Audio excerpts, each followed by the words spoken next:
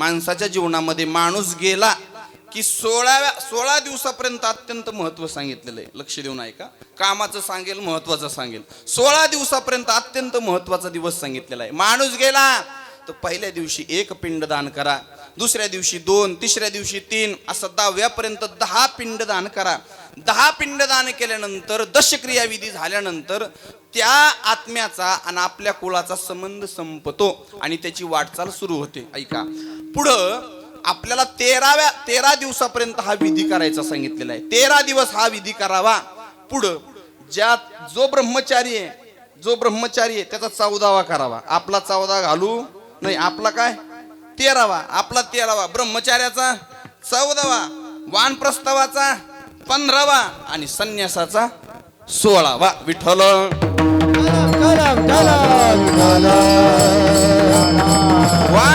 वानप्रस्थाचा 15वा घालावा आणि ब्रह्मचार्याचा संन्यासाचा मात्र 16वा. पण आपली क्रिया फक्त 13व्या पर्यंत आहे. मग महाराज 13वा झाला की सोडून द्यावं का? नाही. 13वा झाल्यानंतर पुढं काय करायचं तर आपल्याकडं एक शास्त्र सांगतं, मासिक श्राद्ध त्याला म्हणतात. दर महिन्याला ज्या तिथीला त्यांनी देह ठेवलेला आहे त्या तिथीला जीव घालणं याला मासिक श्राद्ध म्हणतात. लोक आजकाल तारखेवर जीव घालते. तारखेवर नाही, तिथी पाहिजे. आपण हिंदू संस्कृती आहे, आपली तिथी कधी बदलत नाही, तारीख कधी बदलते. हा विठ्ठल.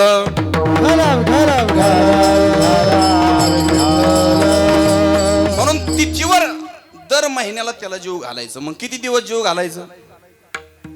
1 वर्षापर्यंत 12 महिने त्याला जीव घालायचं. मासिक श्राद्ध त्याला म्हणतात. असं 12 महिने जीव घालायचं आणि 12 महिने झाल्यानंतर 1 वर्ष पूर्ण होतं आणि त्या वर्ष श्राद्धाच्या दिवशी त्याने जीवनामध्ये काही कर्म केलेलं आहे. ते वर्ष श्राद्धाचं चिंतन मला आता मांडायचं नाही, पण त्याने जे काही कर्म केलेलं आहे ते कर्म वर्ष श्राद्धाच्या दिवशी त्याचा लेखाजोखा असतो आणि त्या पद्धतीने त्याला पुढचा जन्म भेटत असतो. वास्तविक कुठलाही जीव गेला तो वर्षपर्यंत मुक्त होत नाही. विठ्ठल.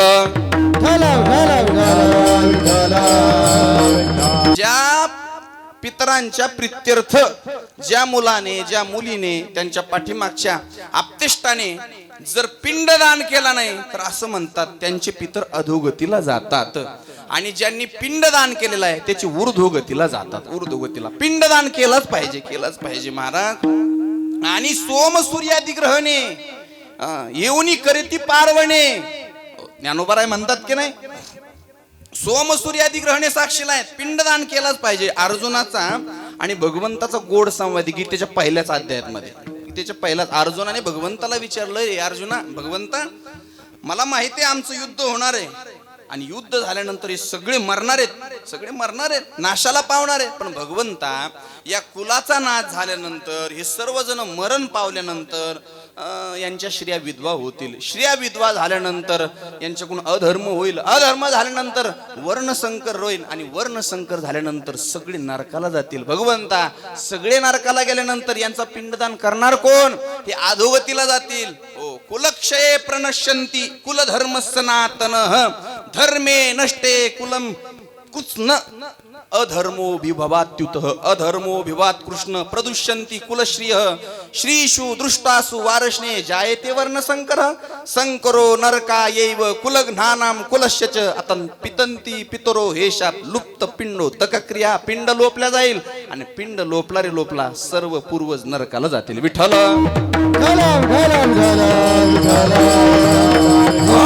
जर पिंडदान केला तर आपले गेलेले पितृ आपल्याला आशीर्वाद देतात. नाही तर महाराज कटाचे करीती पुत्र झाला, पुत्र झाला.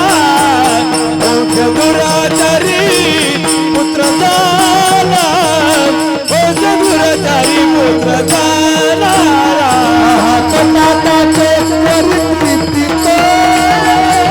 वंशी दुराचारी पुत्र झाला, वंशी दुराचारी पुत्र झाला, वंशी दुराचारी पुत्र झाला. कटा त्याचे करीती पितर आणि वंशी दुराचार पुत्र झाला. आपल्याला पितर श्राप देतात. ऐका, मी प्रत्येक कीर्तनात सांगत असतो, बाबा ज्याला परमार्थ सफल करायचा आहे, चांगला करायचा आहे, त्यानं साधू संतांची सेवा केली पाहिजे. साधू संताला, देवाला खुश ठेवलं पाहिजे. पण ज्याला संसार चांगला करायचा आहे, संसारात जर भरभरून त्याला संपत्ती धन धान्य जर पाहिजे असेल, तर त्याने पितरांची सेवा करावी. विठ्ठल विठ्ठल.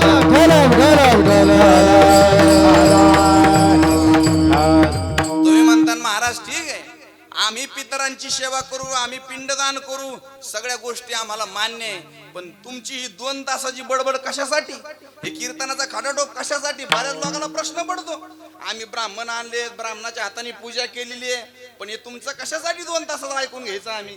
तर बाबा ऐका, हे जे कर्म आहे ते सर्व कर्मशास्त्रामध्ये मोडतं, पण ते सूक्ष्म कर्म आहे. सूक्ष्म कर्म आहे. पिंडदान करताना किंवा श्राद्ध करताना, दावा करताना, या सर्व गोष्टी आहेत त्या सूक्ष्म कर्मामध्ये मोडतात. हे कर्म करत असताना आपल्याकडून न कळत एखादी चूक घडण्याची शक्यता आहे. पण ऐका, ज्यावेळेस आपण पिंडदान करतो त्यावेळेस पिंडदान करत असताना आपण स्वतः म्हणतो का स्वहा म्हणतो? ही तर गडबडी. पिंडदान करत असताना स्वहा म्हणत नाही. स्वहा ही यज्ञनारायणाची पत्नी आणि स्वदा ही पितरांची पत्नी. विठ्ठल. पिंडदान करताना स्वहा म्हणायचं नाही, स्वदा हा म्हणायचं. इतकं सूक्ष्म कर्म आहे, मला त्याबद्दल सांगायचं नाही. पण जर या सर्व गोष्टी करत असताना जर आपल्याकडून एखादी चूक घडली, तर ती चूक कशानं भरून काढायची? ती चूक भरून काढण्यासाठी संत म्हणतात, बाबा ती चूक भरून काढण्याची ताकद फक्त या हरिनामात आहे. हे हरिनाम घ्या, तुमचं सर्व कार्य सफल होईल. आलंबिया वडे आदरे आले नाम, आलंबिया वडे आदरे आले नाम, सकळ सिद्धी जगी झाले पूर्ण काम, सकळ सिद्धी जगी झाले पूर्ण काम.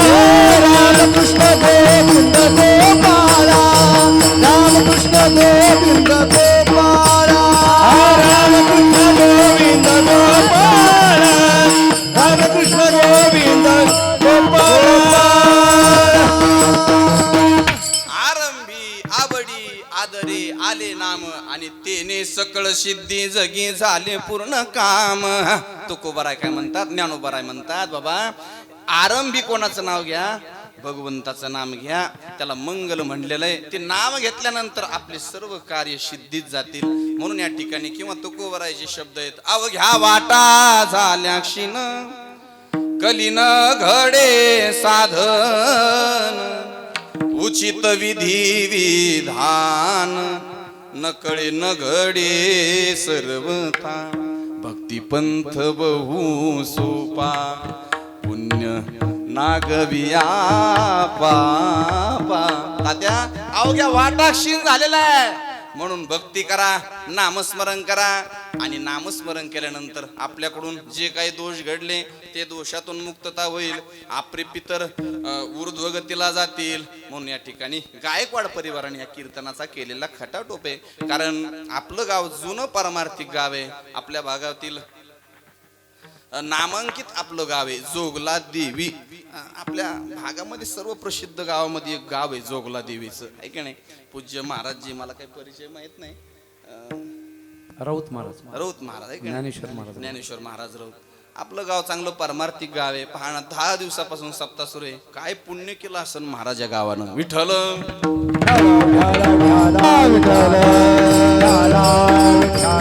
असो, म्हणून तुकोबारायचा अभंग मी आजच्या सेवेसाठी निवडलेला आहे. तुकोबारायचं काय म्हणणं या अभंगामध्ये ऐका. काय झालं, एक दिवस तुकोबाराय भंडाऱ्या डोंगरावरती सुंदर नामचिंतन करत असताना नारायण नारायण नारायण नारायण नारायण विना लावलेला आहे. तुकोबारायच्या हातात चिपळे आहेत. महाराज सुंदर भजन सुरू आहे. तेवढ्यामध्ये तुकोबारायांसमोर एक गृहस्थ आला आणि तुकोबारायला म्हणायला लागला, ओ तुकोबाराय, ओ तुकोबाराय, काय करता हो डोंगरावरती एकटे बसून? परिवार सोडला, बायको सोडली, सर्व घरदार सोडलं, नाही तर डोंगरावरती आलात, भजन करायला लागलं. तुकोबारायला तो सांगायला लागला. तुकोबाराय म्हणायला लागले, बाबा तू कोण आहे? तो म्हणला, मी अमुक अमुक माणूस आहे, तुमच्याच गावातील मी आहे. तुकोबाराने सर्व ऐकून घेतलं आणि तुकोबाराय म्हणायला लागले, तू आतापर्यंत परिवारात आहे, तू तरी काय कमवलं, तू तरी काय केलंय? त्यावेळेस तुकोबारायला त्यांनी सांगितलं, तुकोबाराया तुम्ही काय विचारताय? गडगड श्रीमंत माणूस मी आहे, माझ्याकडे भरपूर पशु आहेत, भरपूर शेती आहे, जमीन जुबला सगळं माझ्याकडे आहे. तुकोबाराने सगळं त्याचं ऐकून घेतलं आणि तुकोबाराने त्याला सांगितलं, बाबा ऐक, सर्व तुझ्याकडे मला आहे मान्य, पण तुला या जगातला एक रावण नावाचा व्यक्ती माहिती आहे का? म्हणे रावण. तो म्हणे कुठं राहत होता? तुकोबाराने सर्व त्याला वृत्तांत सांगितला. रावण तो म्हणे ऐकल्यासारखं वाटतंय, कारण ह्या रावणाला कधी कीर्तन माहित नव्हतं, भजन माहित नव्हतं, म्हणून रावणाला रावण सुद्धा माहित राहत नाही. विठ्ठल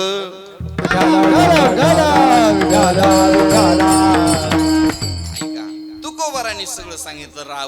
रावणाचं चरित्र त्याच्या पुढे ठेवलं आणि आता तुकोबाराय त्याची संख्या सांगायला लागली. कशाची महाराज? त्याच्या घराची. तुकोबाराय म्हणायला लागले, लंके माझी घरी किती ते ऐका, सांगत असे संख्या जैशी देशी. तुकोबाराय म्हणले, तुला विटाचे सांगत नाही, तुला काशाचे सांगत नाही, तुला तांब्याचे सांगत नाही. त्याच्याकडे शुद्ध कांचनाची किती होती? 7 कोटी 7 कोटी घडं फक्त सोन्याची होती. महाराज असे शब्द सांगितले आणि त्याचे डोळे असे ताणले. तुकोबारायकडे पाहायला लागला. तुकोबाराय म्हणे, जाशील हार्ट अटॅक येऊन म्हणे, तो ही संपत्ती सांगू नको म्हणे.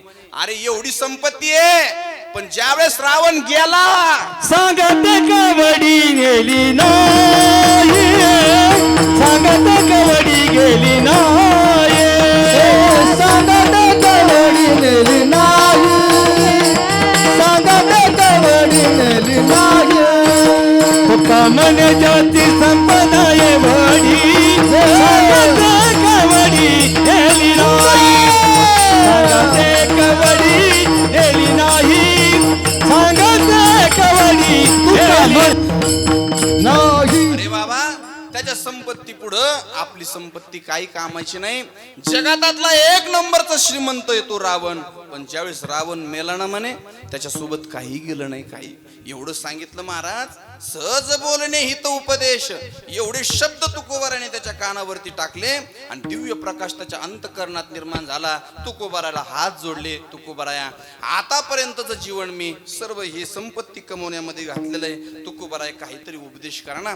तुकोबाराय म्हणतात, काही नाही बाबा, तुला एकच सांगतो, आतापर्यंत जो पैसा कमवण्यात तू तुझं जीवन व्यर्थ केलेलं आहे, आतापर्यंत ही संपत्ती कमवण्यात तुझं जीवन रंगलेलं आहे, पण ऐक ना, जो पैसा, जी संपत्ती, जी लक्ष्मी ज्या रंगात रंगलेली आहे, त्या रंगामध्ये तू रंग. रंगी रंगे रे श्री रंगे, रंगी रंगे रे श्री रंगे, रंगी रंगे रे श्री रंगे, रंगी रंगे रे श्री रंग.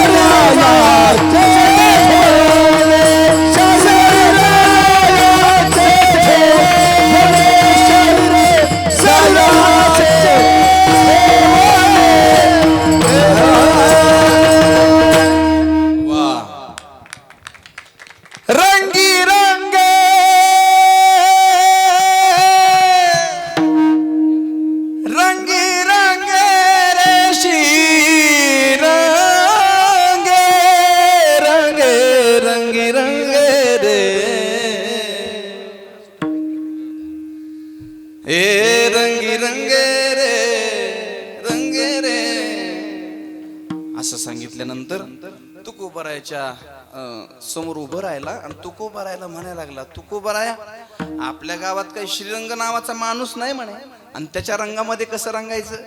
तुकोबाराय हसले आणि तुकोबाराय त्याला म्हणायला लागले, ए बाबा, अरे गावातला श्रीरंग नावाचा माणूस नाही, या जगताचा मालक, करता धरता अखिल कोट ब्रह्मांड नायक, त्याचं नाव श्रीरंग आहे. आणि श्री या शब्दाचा अर्थ आहे लक्ष्मी.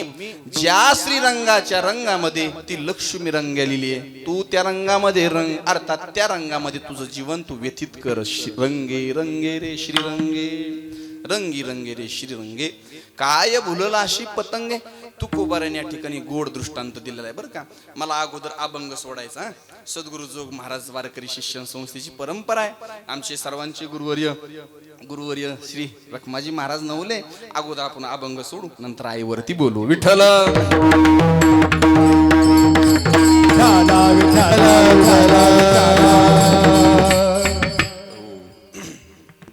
तुकोबाराय म्हणतात, रंगी रंगे रे श्रीरंगे.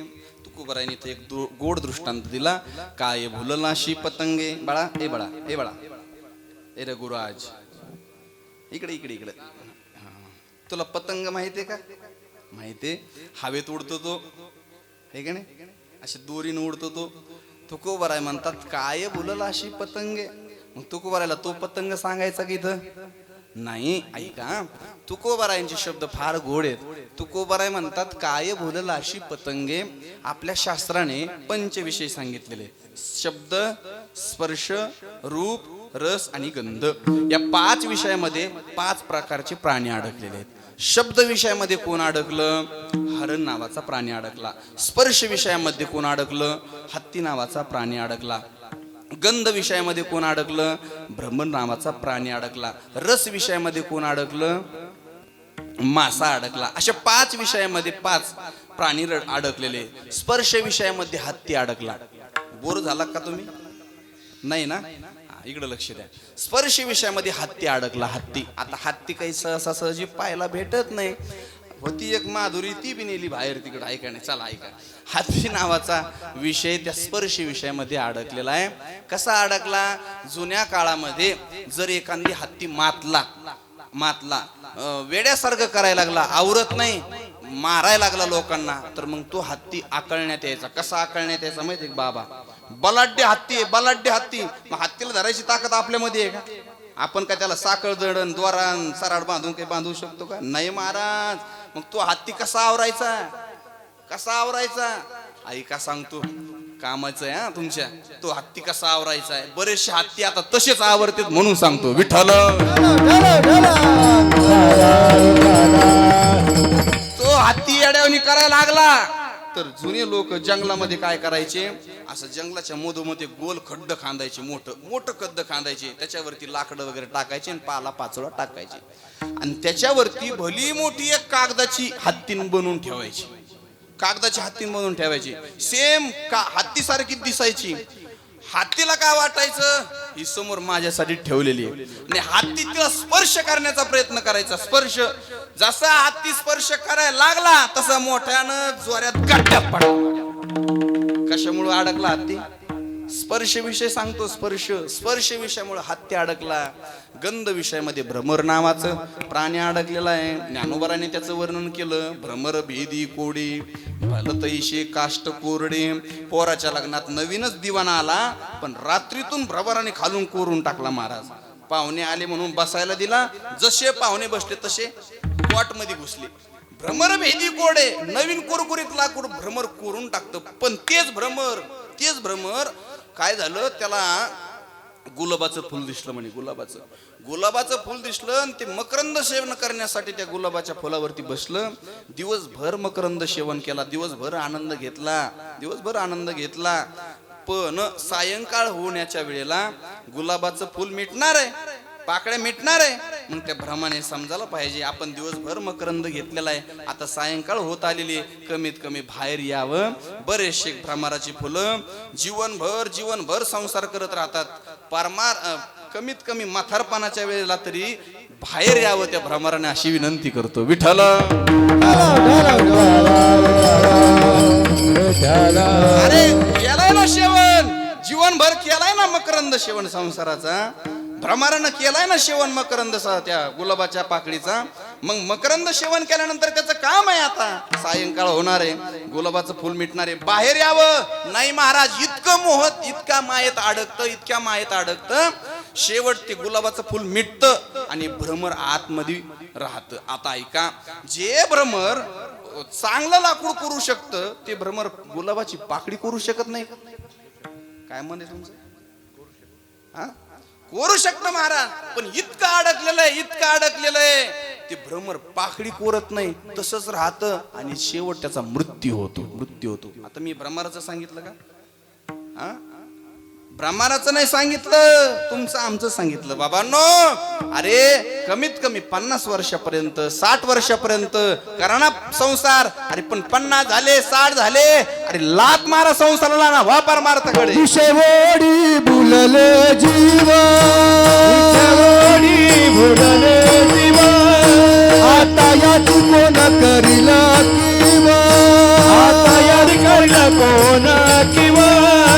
तुझे नारायणी भाव, तुझे नारायणी भाव, पावन ठाव नरदेह, पावन ठाव नरदेह, पावन ठाव नरदेह, पावन ठाव नरदेह. विषय ओढी भुलले जीव, आता याची कोण करील केव. नुपजे नारायणी भाव, पावनी ठाव नरदेह. आपल्याला जो नरदेह मिळालेला आहे तो मला सांगा, आपण भगवंताला काही दिल्यानं भेटला का आपल्याला असा सहज पावलेला आहे, सहज भेटलेला आहे? कसं आहे बरं तुमचं? हा, आपल्याला जो देह प्राप्त झाला, देवाने आपल्याकडून काही घेतलं का असाच दिला देवाने? बोलत नाही का तुमच्याकडे? लय बोलत येत ना, कोण बोला ना तुम्ही? नाराज आहेत का माझ्यावर? देवाने आपल्याकडून काही घेतलं का असंच दिला आपल्याला? प्रमाण पाठ आहेत ना. जेने हा जीव दिला दान, तयाचे करीन चिंतन, जग जीवन नारायण, गायीन गुण तयाचे. फुकट दिला महाराज, फुकट दिला. औट हात का मानव देह, अल्लाने तुझ दिया. औट हात का मानव देह, अल्लाने तुझ दिया. हो खाया पिया सुख से सोया, नाक जमाना खोया. खाया पिया सुख से सोया, नाक जमाना खोया. तू भज मन नारायण, तू भज मन नारायण, तू भज मन नारायण, तू भज मन नारायण. भज मन नारायण, तू भज मन नारायण, तू भज मन नारायण, तू भज मन नारायण.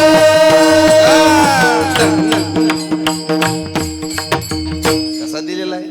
फुकट दिलेला आहे, फुकट दिलेला आहे. देवाने आपल्याला दान दिलेलं आहे, दान दिलेलं आहे. पण माणसाला फुकट जे भेटतं त्याची किंमत कधीच नसते महाराज, कधीच. जेव्हा जन्माला घालता वेळेस आपल्या आईबापाकडून आपले कमीत कमी 1-1 कोटी रुपये तरी घ्यायला पाहिजे. 1-1 कोटी रुपये घेऊन मग बाहेर काढायला पाहिजे. पण आपण आत असताना, आपण पहिल्यापासूनच लई जर शिक थोडस माझी उंची कमी पडते, पण आत असताना आपण देवासोबत सुद्धा चालाकी केली महाराज. आत होतो, आत असताना देवाला हात जोडले, हे देवा, हे देवा. एक वेळ कारी या दुःखावे गे, एक वेळ कारी या दुःखावे गे, एक वेळ कारी या दुःखावे गे, एक वेळ कारी या दुःखावे गे.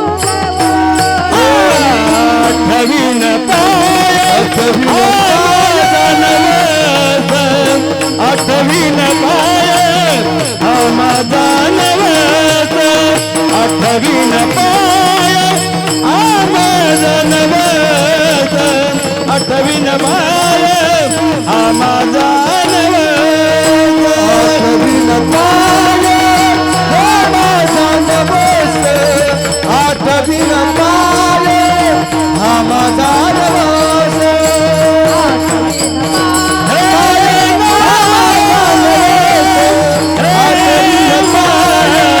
हा माझा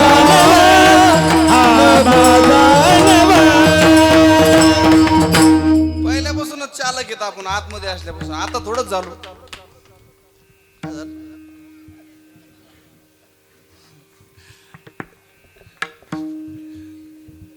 असतो याप्रमाणे आतमध्ये असल्यानंतर आपण देवाला हात जोडले. दुरितांचे जाळे उगवोनी पांडुरंगा माय बापा ए माय बापा पांडुरंगा एकदा आम्हाला याच्यातून बाहेर काढ रे.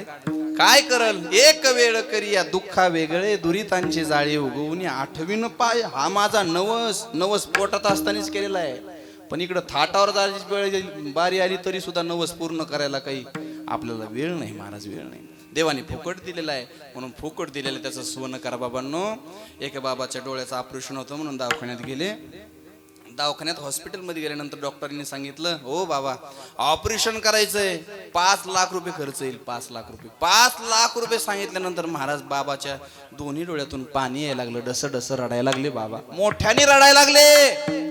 डॉक्टर पळत आले जवळ म्हणे बाबा का रडताय, पैसे नाहीत का तुमच्याकडे, काहीतरी स्कीम मध्ये आपण बसूया. 5 लाख रुपये जास्त होत असतील तर मी कमी करतो पैसे, बाबा रडू नका तुम्ही माझ्या वडिलासारखे. डॉक्टर म्हणायला लागला, समजून सांगायला लागला. बाबा म्हणले डॉक्टर साहेब अरे पोराने एवढं कमवलंय म्हणे 5 लाख नाही तुम्ही 10 लाख जरी सांगितले असते दिले असते. मग बाबा रडताय का, रडताय काय. भाऊ डॉक्टर साहेब 60 वर्ष झालेत मला वयाला, 60 वर्ष. ऐका दोन्ही डोळ्याने फक्त संसार केला, संसार केला. आजपर्यंत मी कुठल्या मंदिरात गेलो नाही, भजन केलं नाही, चिंतन केलं नाही. ऐका ना डॉक्टर साहेब तुम्ही 60व्या वर्षी डोळ्याची किंमत फक्त ऑपरेशन करण्यासाठी 5 लाख रुपये मागतात. माझ्या परमेश्वराने पांडुरंगाने हा सर्व देह फुकट दिला, त्यानं काही आमच्याकडून घेतलं नाही. रडायला लागले.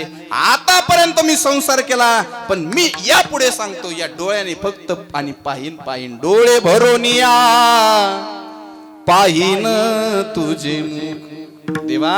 यापुढे मी फक्त तुझंच मुख पाहिन, यापुढे फक्त तुझे चरण पाहिन. तुम्हाला विनंती गेले 60 गेले 50 आता जागृत व्हा आणि परमार्थाच्या वाटेला लागा. विठ्ठल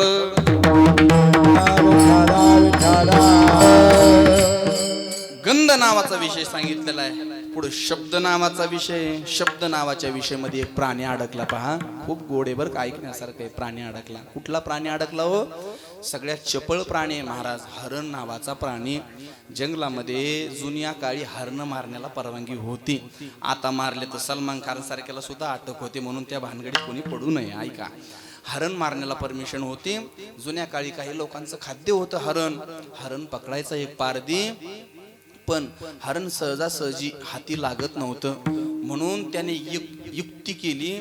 ती युक्ती अशी होती म्हणे हरणाला गायन आवडतं, हरणाला वादन आवडतं, हरणाला नृत्य आवडतं, हरणाला संगीत आवडतं, म्हणून त्याने एक बीन नावाचं वाद्य बनवलं. एवढंच असतं पा. ते बीन नावाचं वाद्य घ्यायचा, कुठंतरी झाडाच्या बुडाला टेकून बसायचा आणि वाजायचा. कधी सारंग राग वाजायचा, कधी देश, कधी यमन, कधी दरबारी. महाराज अशी गोड राग वाजवायचा. परिणाम असा व्हायचा त्याने राग वाजवला तर त्या आवाजाच्या दिशेने हरण बरोबर त्याच्या पायापाशी येऊन बसायचं. आता त्यानं पाहिलं हरण बसलेलं आहे, पूर्ण आपल्या ताब्यात आलेलं आहे. तेवढ्यामध्ये त्याने भात्यामधला बाण घ्यायचा आणि हरणाच्या काळजात मारायचा. आता ऐका गोड संवाद आहे. हरण त्या पारद्याला म्हणतं हे पारदी दादा, हे पारदी दादा, अब देखत है पारदी पुरा लगा है घाव, पुरा लगा है घाव. पारदी पाहे लागला. अब देखत है पारदी पुरा लगा है विनंती करतोय पारधी दादा, माझ्या काळजात माझ्या छातीत तुझा बाण लागलेला आहे. विनंती एवढीच आहे पारधी दादा, जोपर्यंत हा बाण माझ्या छातीत आहे आणि जोपर्यंत माझे श्वास सुरू आहे ना, तोपर्यंत तो ही वाद्य वाजवायचं बंद करू नको. जब लाग सांस शरीर में तब लग बीन बजाव. भारती दादा एवढं थांबू नको. माझा हा देह आहे, घरी घेऊन जा, याचे तुकडे तुकडे कर, याचं कवळं कवळं मांस पकव, तुझ्या लेकराला खायला दे. पण एक काम कर ना पारित दादा, माझा देह तू तोडशील ना, ज्यावेळेस माझं एक कातड उरल, ते कातड घरी खाली टाक आणि त्या कातड्यावरती बसून फक्त वाद्य वाजवत राहा. शरीर काटो ताडन करो, मांस पका के खाओ, मेरे चमड़े आसन कर बैठ कर, सूरस रागिनी गाव. बस पारजी दादा, माझ्या कातड्यावरती बसून फक्त आणि फक्त तू हे वाद्य वाजत राहा. कशामुळे झालं? तू शब्द नावाच्या विषयामध्ये अडकलेला आहे. तुकोबाराय म्हणतात, अरे हे 5 प्रकारचे पाणी 5 विषयामध्ये अडकलेले, पण शोकांत करण्याची गोष्ट आहे, या 5 विषयामध्ये एक प्राणी अडकला, तो म्हणजे माणूस. विठ्ठल.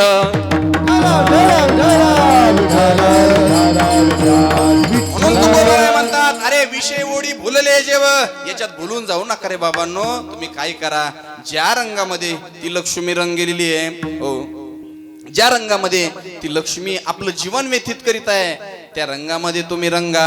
रंगी रंगी रे शिरंगी, काय भुललाशी पतंगे. महाराज ठीक आहे, कळालं आम्हाला, आम्ही भुलून जाणार नाही, पण काय एवढं आम्ही गडबड करावी, परमार्थाला काय एवढ्या लवकर लागावं. तुकोबाराय म्हणले, बाबा हे जे भेटलंय ना ते जाणार आहे. शरीर जायाचे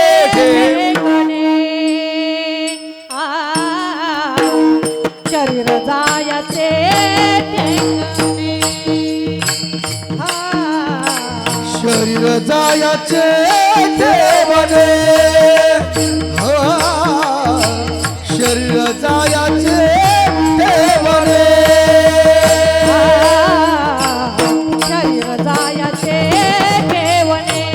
ठेवणे,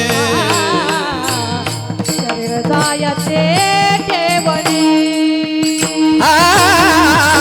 शरीर जायाचे ठेवणे, शरीर जायाचे ठेवणे.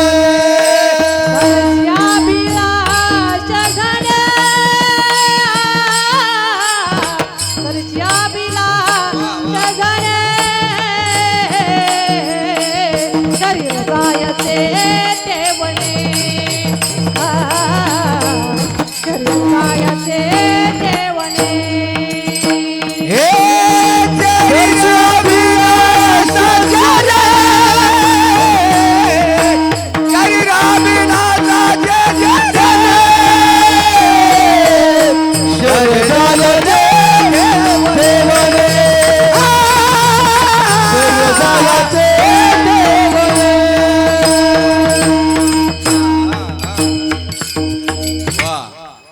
शरीर जायाचे ठेवणे, दर्शी अभिलाष झणे. तुकोबाराय म्हणतात, बाबा परमार्थाचे वाटचाल करत असताना तातडीनं करा, लवकर करा. का हो तुकोबाराया?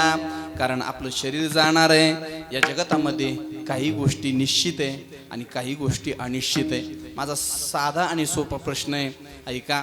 एखाद्या माणसाचा विवाह सोहळा साजरा होणं ही गोष्ट निश्चित आहे का अनिश्चित आहे? राहून महाराज, एखाद्या माणसाचं लग्न होतं, बाबा हो बाबा इकडे लक्ष, एखाद्या माणसाचं लग्न होणं ही गोष्ट निश्चित आहे का अनिश्चित आहे? शब्द प्रयोग कळतोय ना? एखाद्या माणसाचं लग्न होणं ही गोष्ट निश्चित आहे का अनिश्चित आहे? निश्चित आहे. होऊ शकतं महाराज, ह्या वर्षी नाही झालं तर पुढच्या वर्षी होऊ शकतं. नाही 1 लाखात जमलं तर 5 लाख देऊ, पण होऊन जाईल. विठ्ठल. होऊ शकतं. निश्चित आहे महाराज, हो बरोबर आहे. अनिश्चित आहे, होऊ शकतं. अनिश्चित आहे, होऊ शकतं. त्या माणसाचं लग्न झालं, त्याला पोरग होणं अनिश्चित आहे का निश्चित आहे? अनिश्चित आहे ना. होऊ शकतं, नाही तर नाही होऊ शकत. ऐका नाही, तुम्हाला सांभाळून घेतलं मी, नाही का? होऊ शकतं, नाही तर होऊ शकत नाही. ऐका, लग्न होऊ शकतं नाही तर होऊ शकत नाही, पोरगा होऊ शकतो नाही तर होऊ शकत नाही. पण या जगातामध्ये एक गोष्ट अशी आहे महाराज, ती होणारच आहे, ती होणारच आहे. कितीही प्रयत्न करा, काही वशिले लावा, काही करा, कुठल्या मंत्र्याला लेटर लिहा आणि कोणाची भेट घ्या, ती गोष्ट होणारच आहे. आज नाही झाली तरी उद्या होणार आहे. मृदंगाचार्यासोबत होणार आहे, ऐकणाऱ्यासोबत होणार आहे, गायकासोबत होणार आहे आणि कीर्तनकार राहणार आहे का? जिंदगी एक किराए का घर है, एक ना एक दिन बदलना पड़ेगा, मौत जब तुझको आवाज देगी, घर से बाहर निकलना पड़ेगा, सांझ के बाद होगा सुबेरा, अगर दिन देखना है सुनेरा, पाव फूलों पे रखने से पहले तुझको कांटों पे चलना पड़ेगा, तुझको कांटों पे चलना पड़ेगा. एक ना एक दिवस जायचंय, शरीर जायाचे ठेवणे, याच्याबद्दल अभिलाष बाळगू नका महाराज. काय झालं, लोकांमध्ये एक मोठा गैरसमज झालेला आहे. लोक आपल्या मरणाला विसरले. लोकांच्या समोर मरण नाही महाराज, मरण नाही, लोकाला मरणच ध्यानात नाही. आणि लोकांच्या मरण ध्यानात नसल्यामुळे कोर्ट भरलेले आहेत. कोर्ट कशामुळे भरलेले आहेत? लोकांच्या मरण ध्यानात नाही. ज्याच्या मरण ध्यानात आहे, ज्याला असं वाटतंय नाही महाराज या देहाचा भरोसा नाही, हा उद्या पडू शकतो, क्षणाला पडू शकतो, तो नीट लोकांसोबत राहतो. पण आपल्या मरण ध्यानात नाही. आपल्या संसार, मोह, माया सर्व गोष्टी आपल्या ध्यानात असल्यामुळे आपण महाराज याच्यात गुंतलेलोय. ऐका, ज्याच्या मरण ध्यानात आहे ना, तो नीट राहतो. एक माणूस एका साधू माणसाकडे गेला. साधू महाराजला म्हणाला, हो महाराज, तुम्ही त्रिकालदर्शी ज्ञानी आहात, तुम्हाला भूत भविष्य वर्तमान सगळं ज्ञान आहे, एक काम करा ना म्हणे, माझं मरण कधी मला सांगा म्हणे. हात दाखवला त्याने साधू महाराजांना. साधू महाराजांनी हात घेतला आणि पाहिल्यानंतर साधू महाराज म्हणले, ए बाळा, तू 7 दिवसात मरणार आहे म्हणे. किती दिवसात? 7 दिवसात. मला 7 दिवसात म्हणल्यामुळं तड दिवशी उठला, घरी आला. बऱ्याच दिवसाचे त्याचे बायकोचे भांडणं होते. येते ना लक्षात? बरेच दिवसाचे त्याचे बायकोचे भांडणं होते. पहिला आला बायकोच्या पाया पडला. चूक झाली म्हणे माझ्याकडून, खूप त्रास दिला मी जीवनात तुला, आता या पुढे मी कधी त्रास तुला देणार नाही. पोराचं त्याचं बनत नव्हतं. लय वैतागलेली माणसं असतात संसारात, तरावय गेला म्हणतो. पोराचं त्याचं बनत नव्हतं. पोराकडे गेला, सर्वांना मिठीत आपल्या घेतलं, सर्वांशी प्रेमाने बोलला. बरं, ज्याचं घरात जमत नाही त्याचं बाहेर का लय चांगलं जमत असं का? हा, बाहेर पण तसंच ना महाराज. बाहेरचे मित्र सगळ्यांना बोलून घेतलं, सर्वांना हात जोडले, झालेली चूक माफ करा, आतापर्यंत सर्वांशी प्रेमाने बोलला. महाराज 7 दिवस असा राहिला की जन्मल्यापासून राहिला नव्हता, असा 7 दिवसात राहिला. आणि त्याला वाटलं आता महाराजचे शब्द खरी ठरणार आणि 8व्या दिवशी मला मरण येणार. महाराज 8वा दिवस उजाडला आणि मेला नाही तो महाराजकडे गेला. ओ महाराज, असं कुठं असतं का म्हणे, खोटं बोलता म्हणे महाराज, तुम्ही मला बोलले 7 दिवसात मरणार, पण मी मेलो नाही म्हणे, 8 दिवस तुमच्या कृपेने जिवंत आहे म्हणे महाराज म्हणे ती सोड म्हणे बाजूला, पण ऐक, 7 दिवसात तू मरणार आहे, मी तुला अशी गोष्ट सांगितल्यानंतर तू राहिला कसा? तू म्हणला महाराज, मी जन्माल्यापासून असं वागलो नाही तसं वागलो म्हणे, सगळ्याशी प्रेमाने वागलो, सगळ्यांना गोड बोललो, माझं कोणासोबत भांडण झालं नाही, तंटा झाला नाही, म्हणून माझे 7 दिवस आनंदात गेलेले. बाबा म्हणले, बाळा 7 दिवस नाही, तुझं सर्व आयुष्य आनंदात जाईल, फक्त आणि फक्त मरण डोळ्यासमोर ठेव विठाला.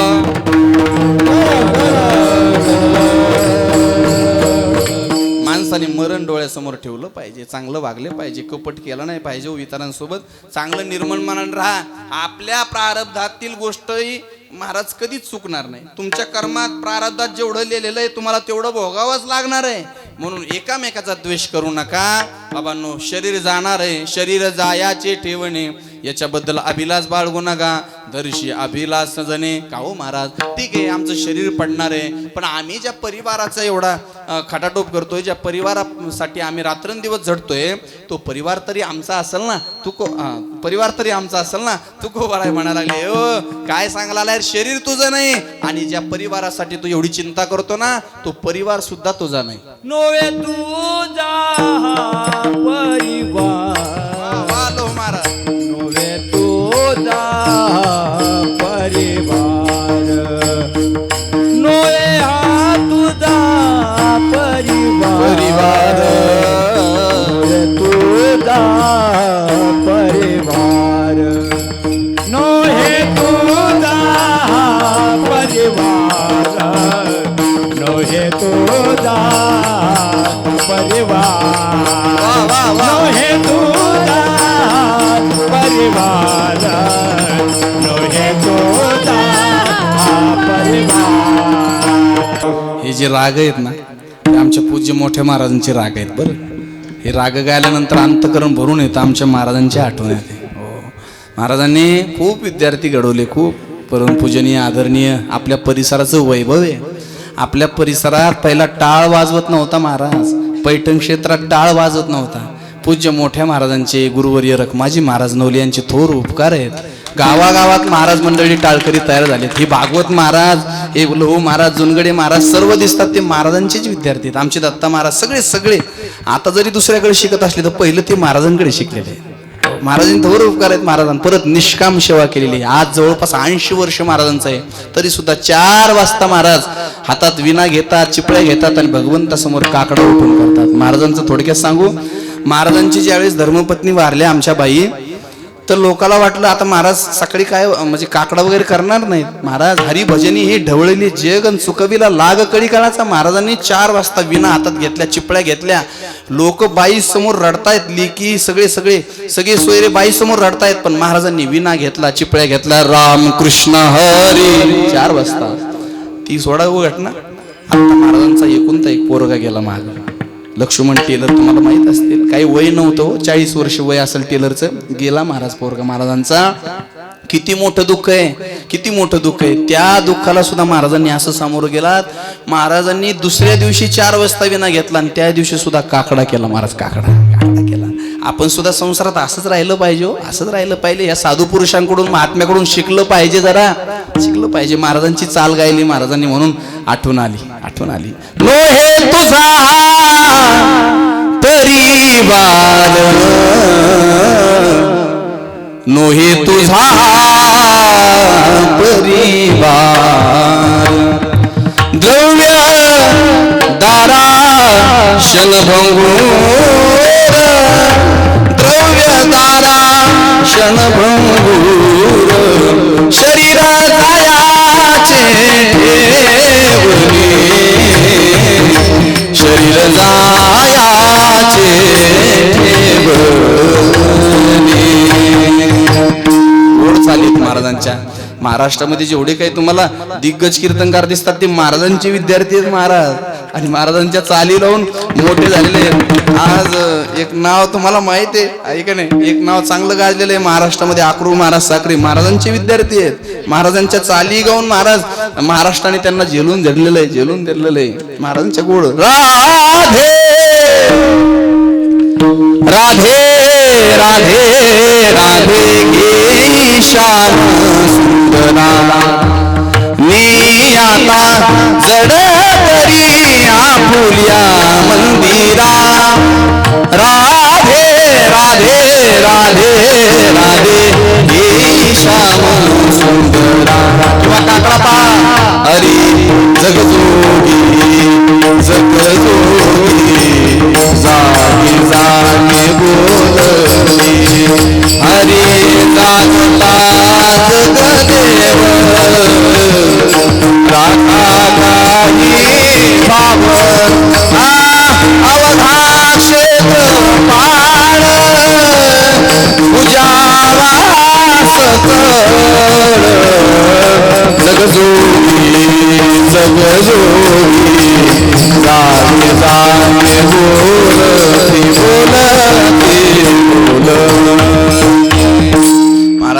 चाली महाराजांच्या आहे, महाराजांचे अनंत उपकार आपल्यावरती आहेत.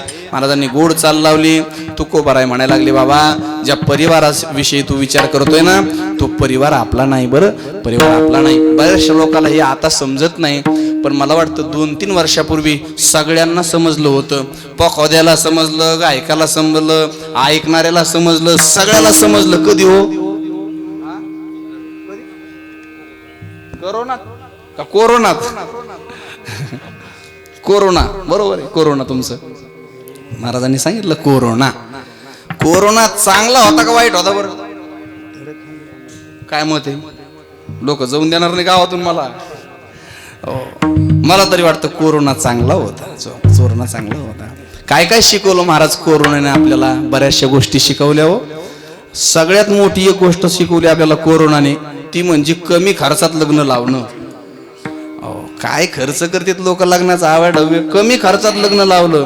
परत दुसरी गोष्ट, कुठली कोणाला नाराज व्हायचं काम नव्हतं लग्नात. शॉर्ट बेट स्वीट, लगेच लग्न, पोरगी पाहायला जाणं, लगेच तिकूनच करून आणणं. एकदम म्हणजे कमी खर्चात बऱ्याचशा गोष्टी कोरोनाने शिकवल्या. आणि सगळ्यात महत्वाची गोष्ट आपल्याला शिकवली कोरोनानं, ती म्हणजे ही काय, कोणी कोणाचं नाही. अहो कोट्याधीश माणसं असे लाकडाने लोटले, लोकांना लाकडानं बांबूने लोटले चितेवरती, तरी लोकाला कळत नाही हो. तरी लोकाला कळत नाही. सगळं आपण डोळ्यांनी पाहिलं ना कोरोनामध्ये. ना पैशावाल्याला किंमत, ना सत्यवाल्याला किंमत, ना कोणाला मोठ्याला किंमत. कोणालाच किंमत नव्हती महाराज कोरोनामध्ये. कारण संतांनी आपल्याला सांगून ठेवलेलं आहे, नाही रे नाही कुणाचे कोणी, अंतिम जाशील एकल्या माझे माझे म्हणून. बहीण कुणाची, भाव कुणाचा, कोण कुणाचे सगळे सोय रे. मेल्या मागे सर्व राहिले, तुटतील धागे दोरे नाही रे नाही कुणाचे कोणी. म्हणून नोहे तुझा हा परिवार, द्रव्यदारा क्षणभंगुर. आपण जे कमवलेलं द्रव्य आहे, धन आहे, संपत्ती आहे, ती सुद्धा आपली नाही. एक सुभाषित सांगतो ऐका, धनानी भूमोपशिवश्च गोष्टे, भार्या गृहदार जनस्मशाने, देहश्चितायाम परलोक मार्गे, आणि कर्मानुगो गोच्छिती जीव एका. धनानी भूमो, आपण जे तेवढं काही धन कमवलेलं आहे, ते धन जमीनवरती राहणार आहे. आपल्या कडे जे काही पशु पक्षी आहेत ते सगळे गोठ्यामध्ये राहणार आहे. नाही नाही, सुभाषितकार सांगतात, बाबा जिला तू एवढं प्रेमाने सांभाळलं ना, ती घरीच राहणार आहे म्हणे. घरी धनानी भूमो पशवश्य गोष्टी, भार्याना पत्नी घरीच राहणार आहे. भार्यादार दारापर्यंत ती लोक महाराज मशानापर्यंत, पण शेवट तुला आणि तुझ्या कर्मालाच जायचंय बाबा. म्हणून कर्म चांगले करा. भरपूर माझ्याकडे वेळ कमी आहे, पण 11 वाजता कीर्तन सुरू झालं नाही, एक एक मुद्द्यावर तुम्हाला 1-1 तास सांगितलं असतं. कर्म कसं माणसानं केलं पाहिजे बाबा, कर्म चांगलं करा. कर्माच्या बाबतीत नो कॉम्प्रोमाइज. तुकोबाराय म्हणले, नाथ महाराज म्हणले, ज्ञानोबाराय म्हणले, अरे बाबा नो कर्म चांगलं करा. जसं कर्म केलं तसंच तुम्हाला भोगावं लागणार आहे. तू नाथ महाराजचे शब्द पहा ना, नाथ महाराजांचे शब्द, नाथ महाराज म्हणतात तेची भोग आले, तेची चकारात्मक सांगितलं. अरे जे कराल तेच लोकांसाठी. जर तेची भोग आले उपजले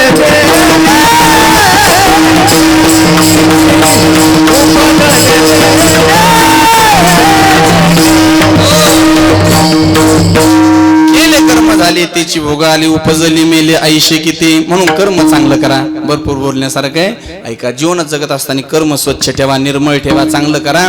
माणसाला काही कमी पडणार नाही. माणसाचा शेवट सुद्धा चांगला होईल. तुकोबाराय म्हणले, भा परमार्थ संसारात राहत असताना परिवार आपला आहे असं राहू नका. परिवार आपला नाही अशी भावना ठेवून राहा. चिकू माहितीये का? चिकू चिकू ए तुला चिकू माहितीये का? चिकू माहितीये का? चिकू चिकू चिकू खाल्लेला आहे तू कधी? हा, मग त्या चिकू मधली जी बी आपण जर काढली, चिकू मधली बी काढली, तर मला वाटतं ती बियाला चिकूतून काढल्यानंतर त्या बयाला लय मटेरियल लागलेलं असतं. हा, असं तेल चिटकलेलं असतं चिकूचं काही नाही महाराज. चिकूतून ती बी बाहेर काढायची आणि किती सॉफ्ट असते हो. त्याला एक कण सुद्धा नसतो लागलेला चिकूचा. संतांचं म्हणणं आहे चिकू प्रमाणे राहा. कुठं? संसारात. चिकू म्हणजे सप्त्याला वर्गणी द्यायला तिथं चिकू नका, चिकूच्या अभ्यासार करा. आलिप्त कमळ जेळी जैसे पस आलिप्त कमळ सत्यवादी करी संसार सकळ. संसारात राहा पण आसोनी संसारी जीवे वेगू करी. म्हणून नो हे तुझा हा परिवार द्रव्यदारा शंग अंगुर. का तुको बरं आहे शरीर आमचं नाही, परिवार आमचा नाही, मग आम्हाला कुणी सांभाळणार आहे का नाही? आमचा कुणी म्हणजे आम्हाला कुणी प्रेम करणार आहे का नाही? शेवटच्या वेळेस आमच्यावर कुणी लक्ष देणार आहे का नाही? तुकोबाराने त्याला हसून सांगितलं. तुकोबार आहे म्हणले अंतकाळ ज्यावेळेस तुझा जवळ येईल ना त्यावेळेस तुला याच्यातलं कुणी सोडणार नाही, त्याच्यातून सोडवणार एक आहे ना म्हणे. अंतकाळीचा सोयरा तुका म्हणे विठुधरा. हो, देवाशिवाय आपल्याला अंतकाळाच्या वेळेला कोणी सोडवणार नाही. एक अभंग सर्वांच्या पाठे तुका म्हणे तुला सोडविना कोणी.